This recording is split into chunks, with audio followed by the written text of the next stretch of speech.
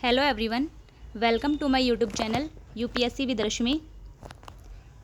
आज का हमारा टॉपिक है भारतीय संविधान के प्रमुख भाग। आज हम बात करेंगे कि भारतीय संविधान को कितने भागों में बांटा गया है और प्रत्येक भाग में किस विषय का वर्णन किया गया है। दरअसल भारतीय संविधान को 22 भागों में बांटा गया है, लेकिन वर्तमान में गणना की दृष्टि से कुल 25 भाग हैं। मतलब जब हमारा संविधान बना था तो भारतीय संविधान को 22 भागों में बांटा गया था। आज भी भारतीय संविधान में भागों की संख्या तो 22 ही है, लेकिन उसमें गणना की दृष्टि से 25 भाग हो गए हैं। जैसे भाग 4A और भाग 14A, इस तरह से भागों की संख्या 25 हो गई है गणना की दृष्टि से, लेकिन क्रमांक के अनुसार आज भी 22 ही भाग हैं। अब देखते हैं संविधान के भाग और उनसे संबंधित प्रावधान। जैसे भाग एक में वर्णन किया गया संघ और इसका राज्य क्षेत्र, यानी भारतीय राज्यों से संबंधित जो भी प्रावधान है, भारत के कितने राज्य हैं, कितने केंद्र शासित प्रदेश हैं, उनसे संबंधित प्रावधान भाग 1 में किया गया है। भाग 2 में नागरिकता से संबंधित प्रावधान किए गए हैं। भाग 3 में मौलिक अधिकारों का वर्णन है। भाग 4 राज्य के नीति निर्देशक तत्व भाग 4 के अंतर्गत हैं। भाग 4A में मौलिक कर्तव्यों का वर्णन किया गया है। भाग 4A को 42वें संविधान संशोधन अधिनियम 1976 के द्वारा जोड़ा गया था। भाग 5 में संघ सरकार का वर्णन है। जैसे इसमें आता है, हम अध्ययन करते हैं संसद, राष्ट्रपति, उपराष्ट्रपति, प्रधानमंत्री, ये सब संघ सरकार के अंतर्गत आते हैं। भाग 6 में राज्य सरकारों का वर्णन किया गया है, जिसमें राज्यपाल, मुख्यमंत्री, विधानमंडल, इन सब का हम अध्ययन करते हैं। भाग 7 को समाप्त कर दिया गया है। और भाग 8 में संघ राज्य क्षेत्रों का वर्णन किया गया है। भाग 9 में पंचायतों से संबंधित प्रावधान किए गए हैं।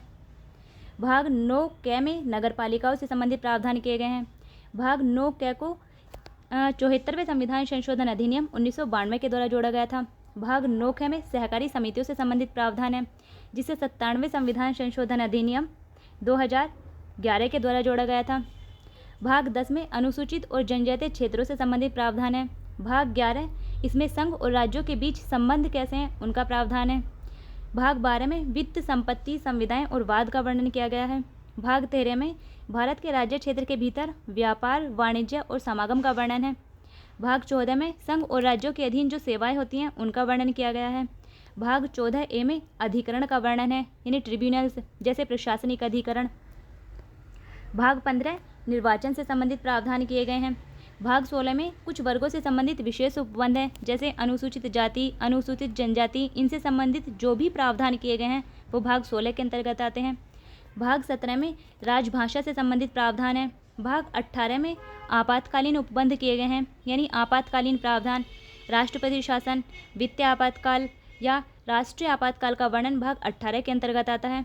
भाग 19 इसमें प्रकीर्ण, यानी मिसलिनियस, इसमें कुछ मिसलिनियस बातों का वर्णन किया गया है। भाग 20 में संविधान का संशोधन कौन करेगा और उससे संबंधित प्रक्रिया, ये भाग 20 के अंतर्गत है। भाग 21 में आता है अस्थायी, संक्रमणकालीन और विशेष उपबंध, ये भाग 21 का पार्ट है। और संक्षिप्त नाम प्रारंभ, हिंदी में प्राधिकृत पाठ और निरसन, ये भाग 22 में इसका वर्णन किया गया है। तो ये था हमारा आज का टॉपिक, भारतीय संविधान के प्रमुख भाग और उनसे संबंधित प्रावधान।